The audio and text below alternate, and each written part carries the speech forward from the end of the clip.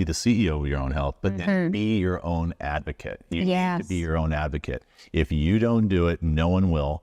And the doctors are not on your side typically, as far as, I mean, they're great. We love them, but they're not going to go, oh, gee, go do this or try that. Or they're looking in their specialty with what they do and how they do it.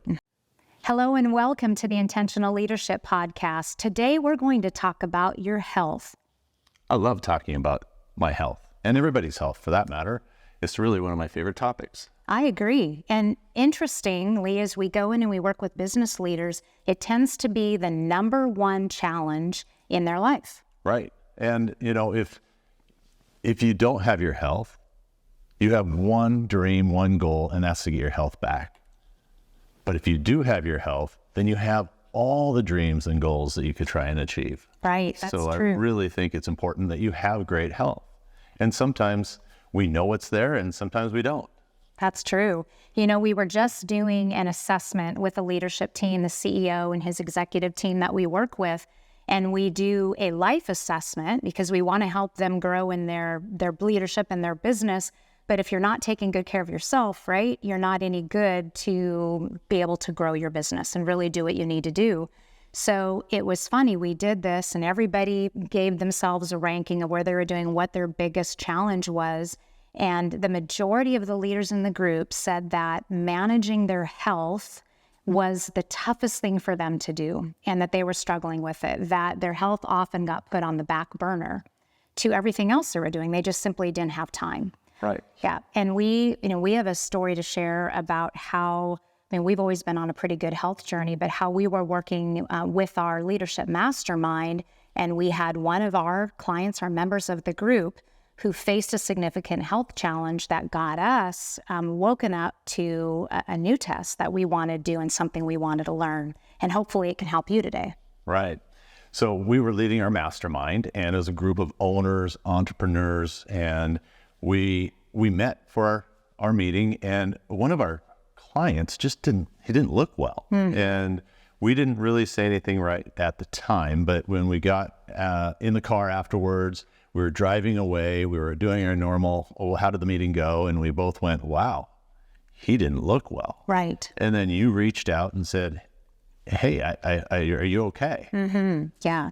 And he told me that he knew he needed to slow things down, but there was a lot. He was going through a huge transition in his company. And so he was working 60-hour weeks, he said. And he felt like he just had this instinct that he needed to go in to see the doctor. He wasn't feeling super unwell, but he wasn't feeling quite right either. So he went to his doctor, and his doctor suggested that he would get a calcium test for his heart and that he could go just locally and get that done. The doctor gave him a referral. It was an inexpensive test, a couple $100, typically not covered by insurance. But the doctor said, you know, this is a good heart scan just to take a look and see how you're doing. And so he went in and did that. Right. And when he got out, they rushed him right to the ER.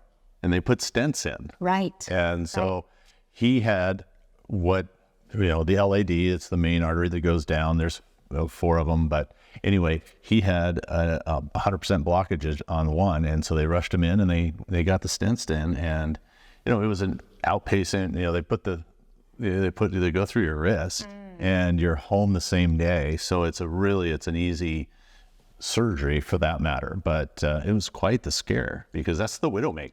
Right, exactly. Do you want to have a widowmaker? No. No.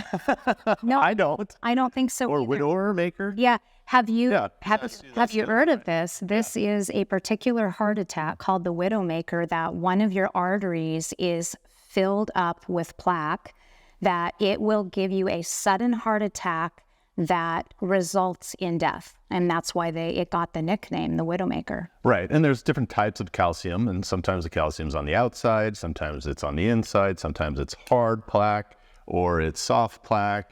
So the hard plaque inside, when that breaks off, that's what causes the issue. So the CT scan can help with that.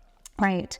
So after a couple of months, he came back to our leadership group and he said to every single one of us, looking everybody in the eye and said, if you are over the age of 50, you need to go and get this test done and you need to go and test it right now. He said, because if I wouldn't have done this, I likely wouldn't be here today.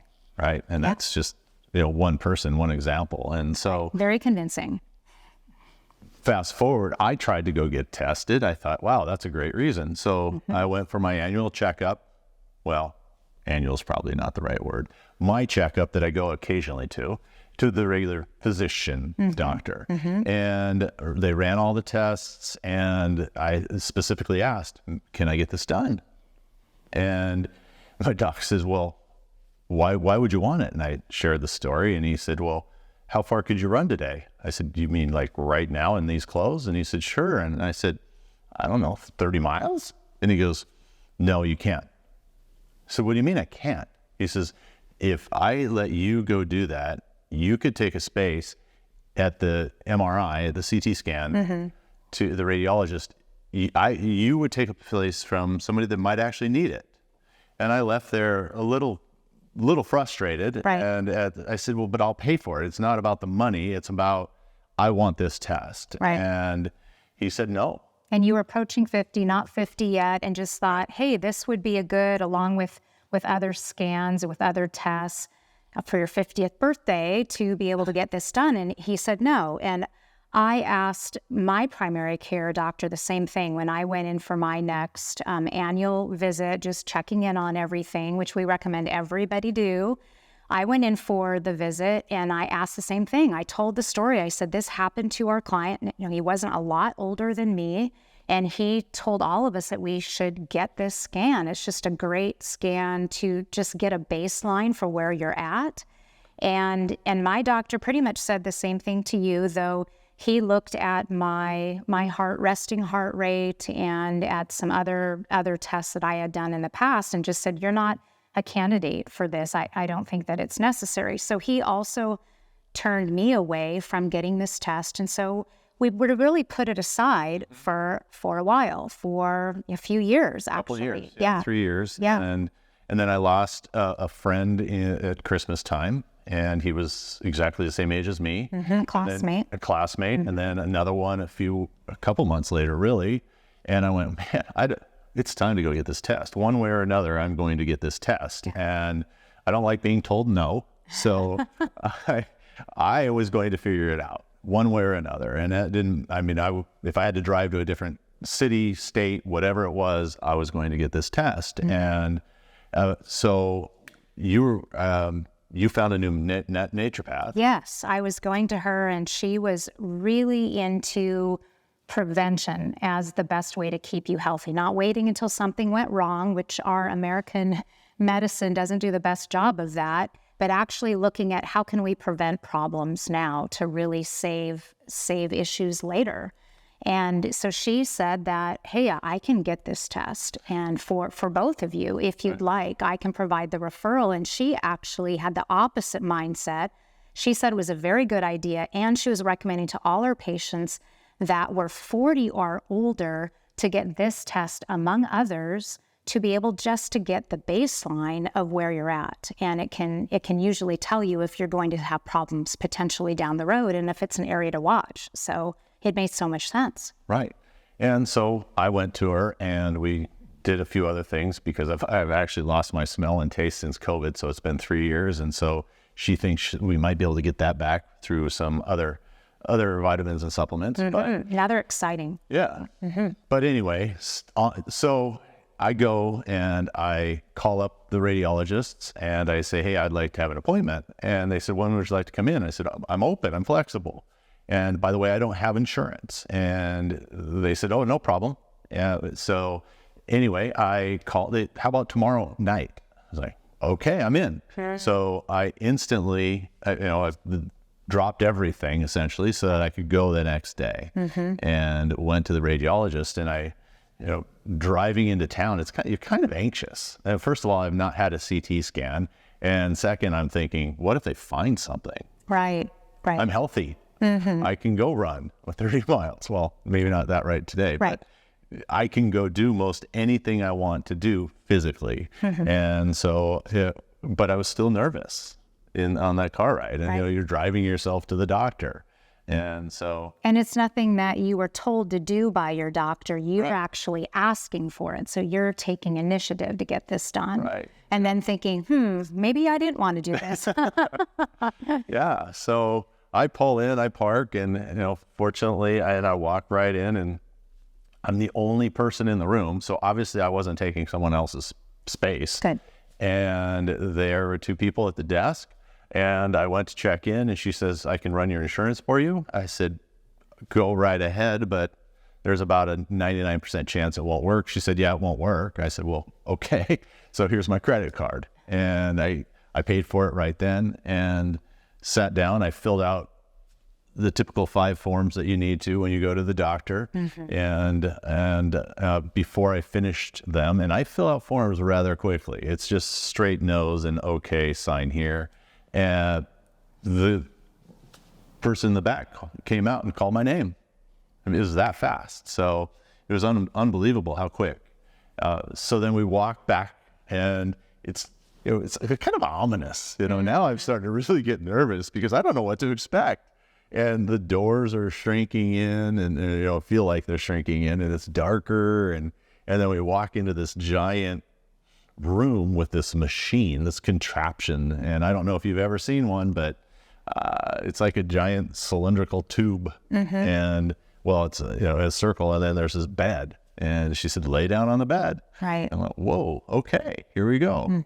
So they were very sweet, very kind, very professional, and there were 2 people behind in the room in the back with the buttons for the camera, I suppose, and the machine. So you take your shoes off, you lay down, and you go into this machine, and it sounds like putting your head into like a jet engine or something.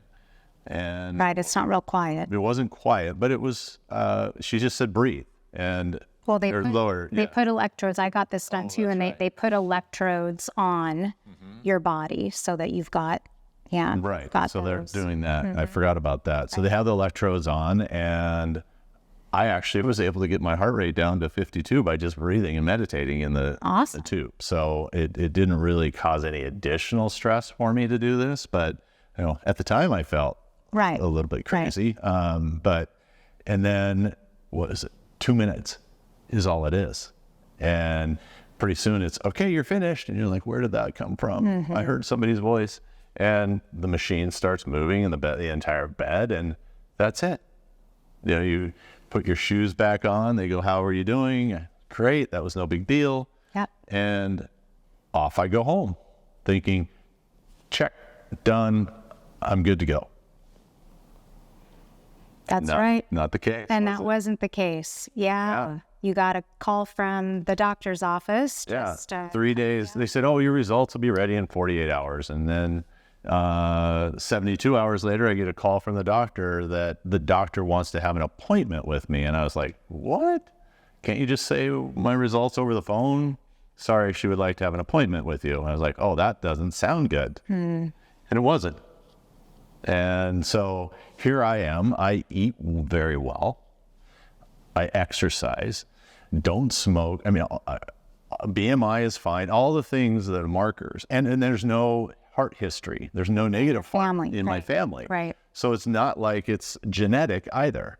And so now I have this, and I can't get in for 2 weeks, of course, because it's the doctor and she's booked. And so I sit there and used my friend, Mr. Dr. Google, and I highly don't recommend that. Yes, don't do that.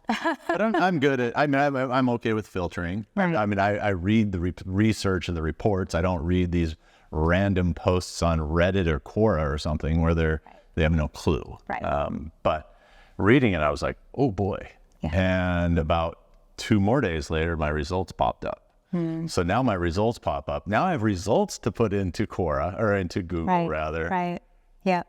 And I still have a week to go before my doctor's appointment. And I can read, and I can tell you that 0 is always good. Is the perfect score with the calcium test. You want 4 zeros. And I knew higher was worse. Right.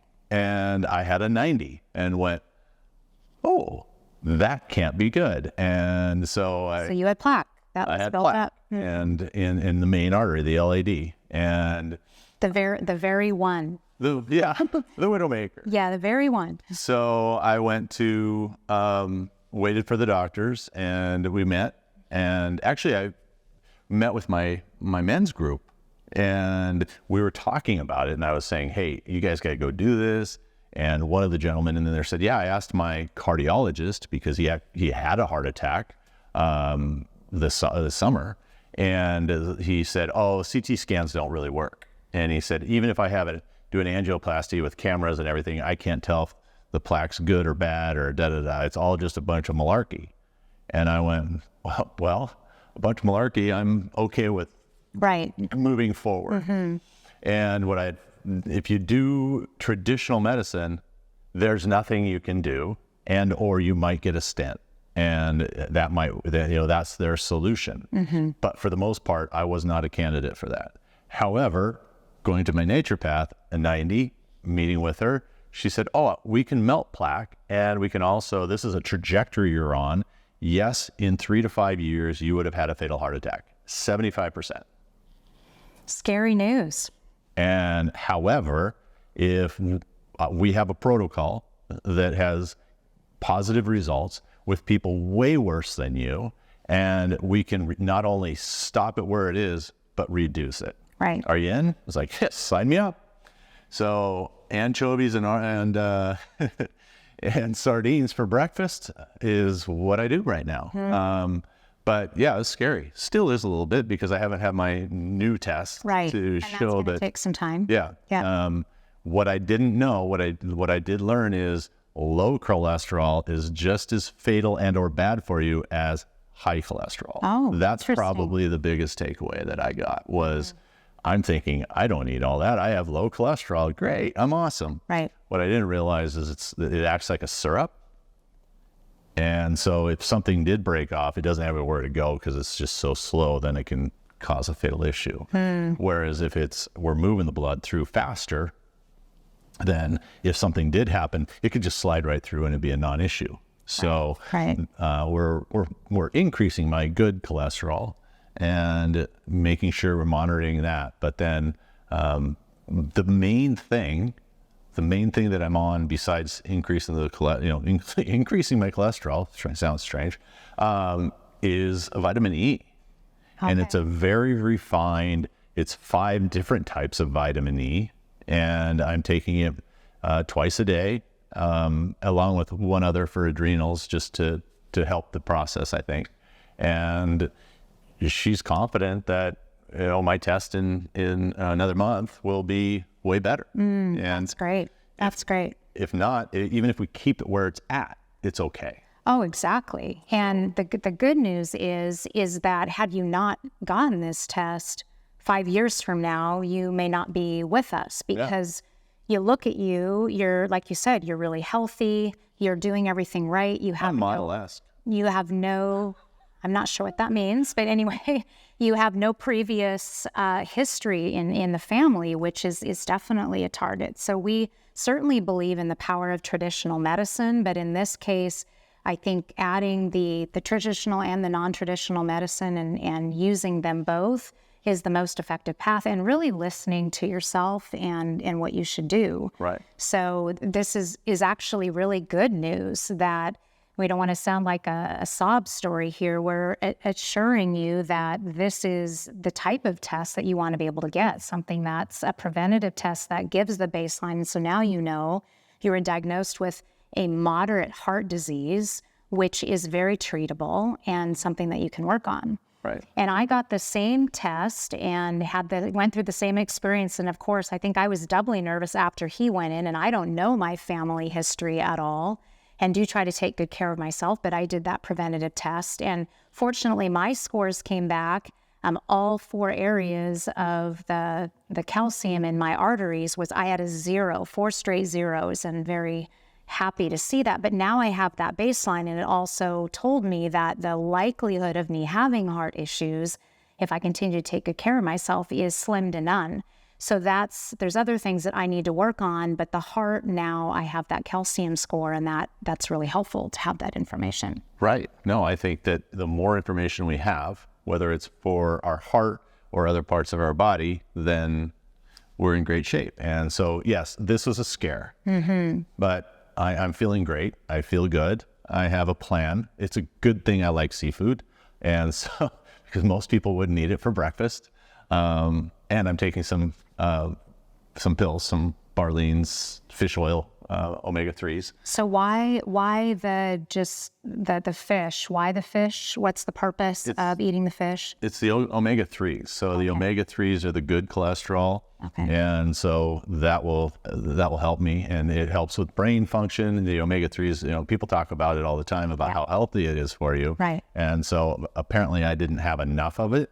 Or my body didn't process it, however. So we'll figure that out. We're still kind of tweaking that, but I'm on massive quantities of that to make sure we're going down the right path. Right. Yeah. Well, and we wouldn't have gotten this test ourselves had we not had a friend who got the test, had really bad results, and I mean, he could have died, and otherwise we wouldn't have done it. So are there tests that you should be taking, preventative tests? That's why we wanted to share this, because we want to tell everyone, based on what happened to you, based on what happened to our friend, that this is an inexpensive test. I mean, what's a couple $100s when you look at a heart attack in comparison, and all of the dollars it's going to take care of you and get you well, if you make it, if that happens. So it's certainly worth it to get that done. And then just doing those routine things. And I know as a busy entrepreneur, I mean, we had this too. We had to be intentional about scheduling these appointments for ourselves. I know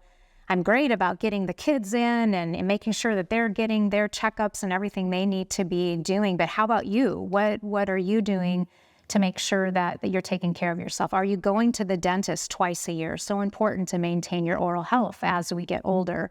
Are you going to your annual preventative care check with your primary care physician, or do you have a naturopath or something like that you're working with? I mean, I know a lot of women that I talk to, they can't tell me the last time they've gone and gotten a mammogram.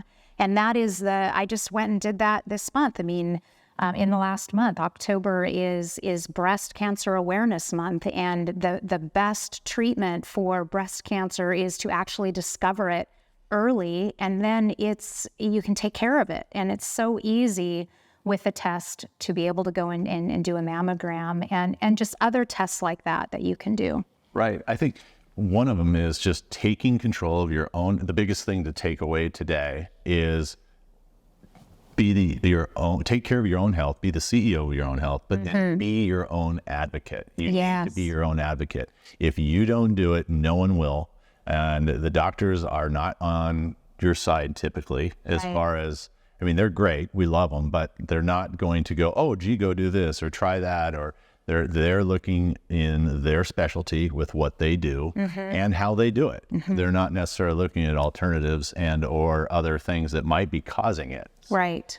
So I think the biggest thing is just to make sure that you're your own advocate, because if I didn't pick up the phone, no one else is going to do it for me. That's exactly right. Yeah. And then just to piggyback on that is we both had this situation before where we've had a doctor or surgeon that's told us the only way out of this is surgery. Right.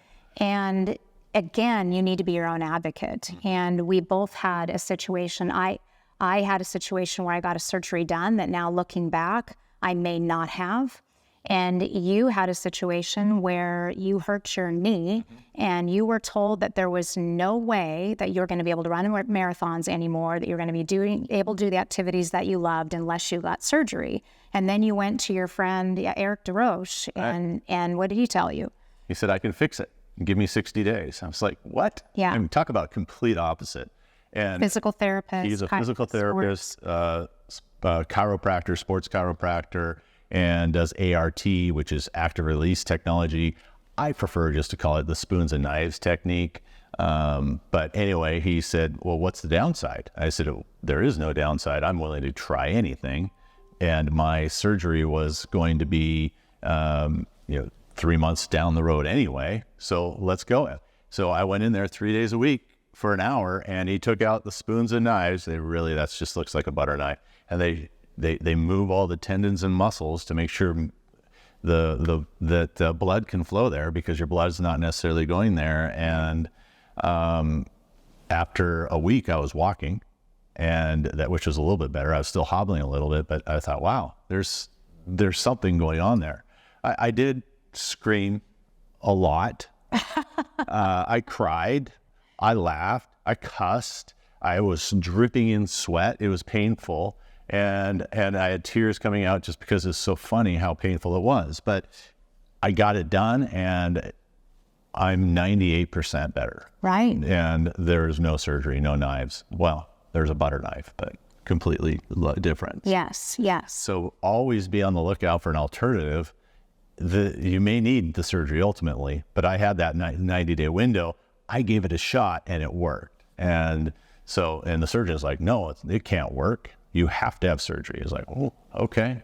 And so I scheduled it, but didn't need it. So yes, that's good. So I think with that, some of the other things, what can we do, or what have we seen through, what have you done would be great to hear, but also some of the things, we have people that have done the DEXA scan. Right. We have a colleague that did the DEXA scan just a year ago, and very healthy. I mean, super fit. You look at him and he's a specimen, really. Mm-hmm. And they found cancer in the DEXA scan. Right. And he was able to go in, get it taken care of in 30 days or what. I mean, it was a quick, because it was so small and easy and early. And early. Which is the key. Mm-hmm. It's gone a year later. There's no cancer in him. So there's the DEXA scan is another one that we're about ready to sign up for. We haven't quite done it yet. Yes. We just only so much time in a day. Right. Well, I hope that this has been helpful for you. We just really want to urge each and every one of you, just with the learnings that we have that we shared with you today, is make your health your top priority. And I know with everything you have to do and everything you're shuffling between work responsibilities and home responsibilities, it's tough to do that sometimes. But if you don't take care of yourself, you can't really be the person that you need to be the parent you want to be the CEO and leader that you want to be. You have to make yourself and your health a priority. So go out there and go see your primary care doctor or another doctor if you haven't done that in a while. We hope that this is your reminder to go out and make yourself an advocate for your health and take good care of you.